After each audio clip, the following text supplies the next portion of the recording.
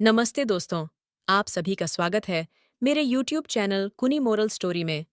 दोस्तों, मेरे चाचा की शादी हुए करीब 6 महीने हो चुके थे। मेरी नई चाची संजना बेहद खूबसूरत थीं। चाचा चाची की शादी के बाद से ही रात में उनके बीच कुछ खटपट की आवाज़ें मुझे सुनाई देने लगी थीं।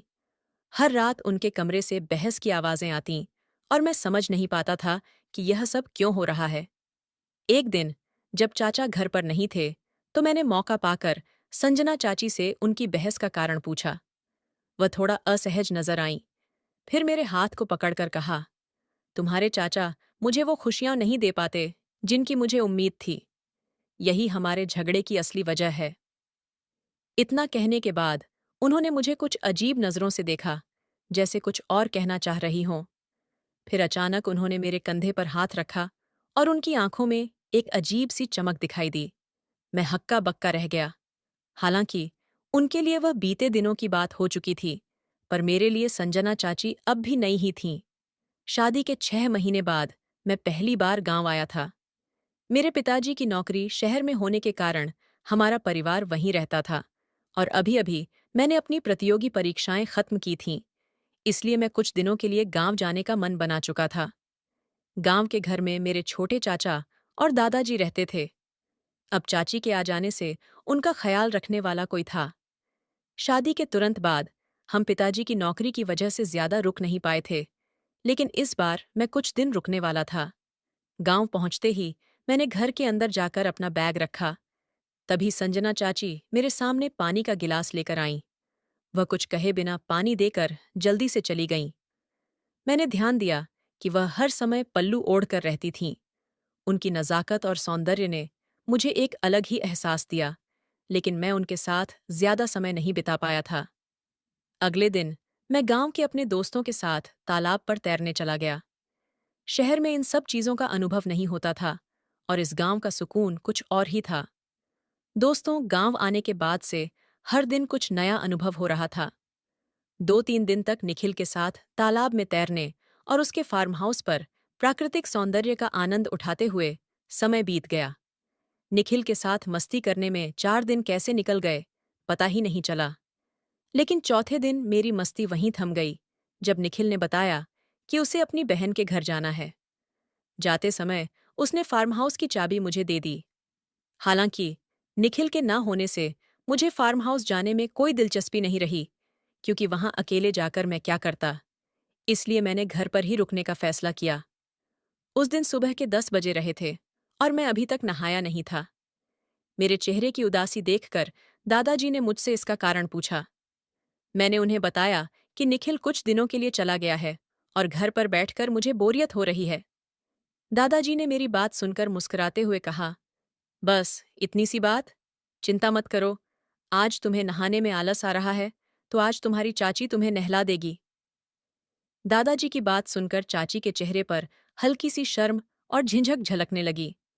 वह हमेशा से बेहद शर्मीली और संकोची थीं, लेकिन दादाजी की बात को वह टाल नहीं सकती थीं। मैं बाथरूम में जाकर बैठ गया और चाची के आने का इंतजार करने लगा। जैसे ही चाची ने अपने कोमल हाथों से मेरे शरीर को छुआ, तो एक अजीब सा एहसास हुआ। धीरे धीरे मैं अपनी सुध बुद्ध खोने लगा। चाची का हर स्पर्श जैसे मेरे भीतर कुछ बदल रहा था। उस वक्त मुझे एहसास हुआ कि पिछले कुछ दिनों में निखिल के साथ घूमने के बजाय मुझे चाची की ओर ध्यान देना चाहिए था। चाची ने धीरे धीरे मुझे नहलाना शुरू किया, लेकिन उनकी नजरें एक बार भी मेरी आंखों से नहीं मिलीं। उनकी झिझक और शर्म का भाव साफ झलक रहा था, लेकिन उनके हर स्पर्श में एक अजीब सी गर्माहट और गहराई थी, जो मेरे दिल में हलचल पैदा कर रही थी। मैंने धीरे से उनसे बात करने की कोशिश की। चाची, आप हमेशा इतनी चुप क्यों रहती हैं? आपसे बात करने का मन करता है। चाची ने बिना मेरी ओर देखे कहा, ऐसी कोई बात नहीं है, बस यूं ही। उनके संकोच से भरे शब्दों में एक अलग ही मासूमियत थी। नहाने के दौरान हर पल जैसे एक नया एहसास पैदा कर रहा था। शायद यह वही पल था जब मुझे समझ आ रहा था कि संजना चाची के साथ बिताए हुए ये पल अब कुछ खास होते जा रहे थे। शायद चाची मेरे मजाक से कुछ शर्मिंदा महसूस कर रही थीं। उन्हें थोड़ा सहज करने के लिए मैंने हल्की सी शरारत में अपने शरीर पर लगे साबुन के झाग को उनके गाल पर लगा दिया। चाची ने मेरी इस मस्ती पर कुछ नहीं कहा, लेकिन उनकी आंखों में हल्की सी मुस्कान दिखाई दी। जब मैं नहा रहा था तो उनके सिर का पल्लू बार बार नीचे खिसक रहा था और वह उसे बार बार ठीक करने की कोशिश कर रही थीं। पल्लू बार बार उठाने की वजह से एक बार साड़ी का पल्लू अचानक से पूरी तरह नीचे गिर गया। मैंने कभी चाची को उस नज़र से नहीं देखा था, लेकिन उस पल में उनकी खूबसूरती मेरे सामने एक अलग ही रूप में आई। वह बेहद सुंदर लग रही थीं। चाची ने तुरंत अपना पल्लू वापस ढक लिया और शर्माते हुए बोलीं, वेदांत, अब तो खुद ही अपने शरीर पर पानी डाल लो, मैं बाहर जा रही हूं।